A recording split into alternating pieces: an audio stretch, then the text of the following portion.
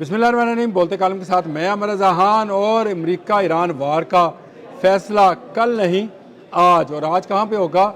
इस्लामाबाद में, क्योंकि इस्लामाबाद में जो वज़राए ख़ारजा हैं उनको बुला लिया गया है। इसहाक़ डार पाकिस्तान के वज़ीर ख़ारजा, नायब वज़ीर आज़म, उन्होंने तुर्की, मिस्र और सऊदी अरब के वज़राए ख़ारजा को दावत दी है कि वो आएँ और आकर बैठ कर बात करते हैं।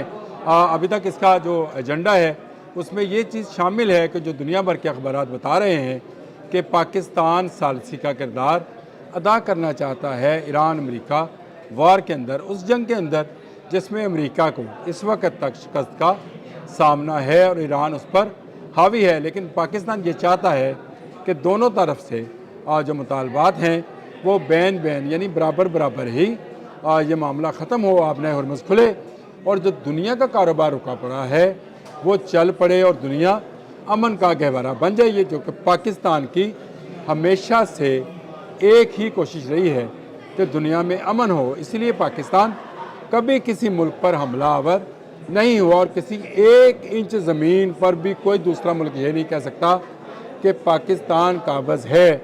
हाँ, पाकिस्तान ने जवाब दिया भारत को जब उसने मई में पाकिस्तान पर हमला किया।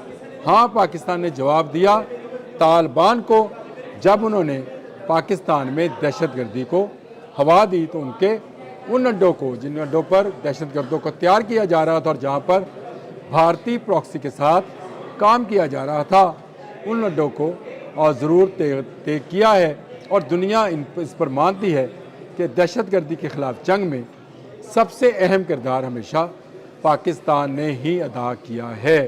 आज इतवार के रोज़ जो आएंगे उनमें शहज़ादा फैसल बिन फरहान जो कि सऊदी अरब के वज़ीर ख़ारजा हैं, तुर्की के हाकान फ़ैदान जो हैं वो आ रहे हैं, और मिस्र के अब्दुल आती जो हैं ये वज़ीर ख़ारजा मिस्र हैं, वो आएंगे। और यहाँ यूँ ये चारों वज़राए ख़ारजा बैठ कर होने वाले मुज़ाकरात जो अमेरिका और ईरान के मबैन ही होने हैं, जंग इन दोनों मुल्कों के मबैन है। अब तक अमेरिका ने अपने 15 और ईरान ने अपने 6 मुतालबात पेश कर रखे हैं। आपने हरमुज़ आज भी ईरान के कंट्रोल में है, अमेरिका जो मर्ज़ी कहे, लेकिन आपने हरमुज़ पर ईरान का मुकम्मल कंट्रोल है, जो अब उस पर $20 लाख पर वेसल जो है आयद कर चुका है। और उसका ख्याल है कि अब आपने हरमुज़ से सिर्फ वही जहाज़ गुजरेंगे, या तो उनके दोस्त होंगे या फिर वो जो इत्तेहादी हैं वो $20 लाख देकर जाएंगे। ये वो सूरत हाल है जिस पर ये अहम मीटिंग जो है या अहम इजलास जो है इस्लामाबाद में होना है। 29 और 30 2 दिन के लिए ये वज़ीर ख़ारजा जो हैं पाकिस्तान में हैं और इस वक्त पूरी दुनिया की नज़रें पाकिस्तान पर हैं। एवं ही डोनाल्ड ट्रंप जो हैं बार बार पाकिस्तान का नाम नहीं ले रहे, एवं ही वो ये बात नहीं कह रहे कि पाकिस्तान इस खित्ते का सबसे अहम मुल्क है, एवं ही भारत को मिर्चें नहीं लगी हुई और उसके तजियाकार अपनी हुकूमत के ख़िलाफ़ जो है हाहाकार मचाए हुए हैं।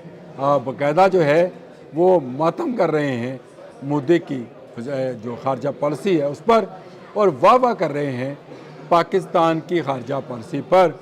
पाकिस्तान के फील्ड मार्शल हाफिज़ आसिम मुनीर बराह रास्त डोनाल्ड ट्रंप से जो है टेलीफोन पर बात करते हैं, और कल हफ्ते के रोज़ जो है ख़ुद बात की वज़ीर आज़म शहबाज शरीफ ने सदर मसूद पशकियान से। पता चलता है कि 1 घंटे की ये गुफ्तगू थी जिसमें मुज़ाकरात के आइंदा दौर के हवाले से बहुत सारी बातें जो हैं वो खुलकर सामने आई हैं और बहुत सारे जो हैं निकात को ज़ेर बहस लाया गया है। ये निकात क्योंकि इस तरह के नहीं हैं कि इनको यहाँ बयान किया जाए, इसलिए मैं यहाँ इनको बयान भी नहीं करूँगा, लेकिन ये हमारे नोटिस में है कि क्या बात हुई थी और किस बात पर जो है तस्वीया होता हमें नज़र आ रहा है। ये बड़ा अहम इस वक्त मौजू है कि दुनिया में अमन कैसे कायम होगा, पाकिस्तान इस अमन के लिए जो है क्या कुर्बानियाँ दे रहा है, और पाकिस्तान ने कैसे इन दोनों मुल्कों को जो कि आमने सामने हैं, एक दूसरे पर हमलावर हैं, किस तरह से मनाया है कि आएँ बैठें मुज़ाकरात करें और मुज़ाकरात के ज़रिए इस मसले को हल करें जिसने पूरी दुनिया को हिला के रख दिया है। कहा जाता है कि 1974 के बाद ऑयल का सबसे बड़ा क्राइसिस यानी तवानाई का सबसे बड़ा क्राइसिस जो है इस जंग में सामने आया है, जब दुनिया का 20 से 30% जो ऑयल है वो आबने हरमज़ में रुका पड़ा है। और मिडल ईस्ट के लिए तो इससे भी बड़ा क्राइसिस है। तो मिडल ईस्ट में ना सिर्फ उनका तेल नहीं जा रहा बाहर बिकने के लिए, उनकी गैस नहीं जा रही, बल्कि उन तक खाने पीने का सामान और अद्वियात भी नहीं पहुंच पा रही हैं। वहाँ से गैर मुल्की कंपनी जो हैं वो बाहर चली गई हैं, और ये इनका एक और मुआशी नुकसान है जिसका जो है वो इस वक्त भुगतान भुगत रहे हैं। ईरान इस जंग में जीत रहा है, ईरान इस जंग को जीतेगा, ये बात ज़हन में रखिएगा। मुज़ाकरा जो भी हों, अमेरिका जो 3-4 प्रोग्राम लेकर ईरान पर चढ़ दौड़ा था इसराइल की मदद से, वो ये थे कि रजीम चेंज की जाएगी, नहीं हुई। उसका ख्याल था कि मिसाइल प्रोग्राम ख़त्म कर दिया जाएगा, नहीं हुआ। आज जब मैं आपसे बात कर रहा हूँ, गुज़िश्ता रात भी मिसाइलों की बारिश जारी रही है।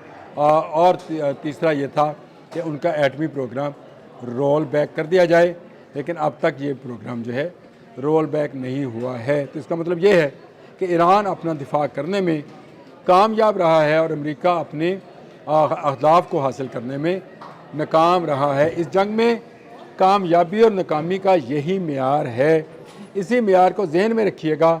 ये बात जाने दीजिएगा कि ईरान में कितने लोग शहीद हुए और इजराइल और अमेरिका के कितने लोग जो हैं जन्नम वासल हुए, क्योंकि ये जंग है और जंग में कभी एक फ्रीक ऊपर होगा और कभी दूसरा।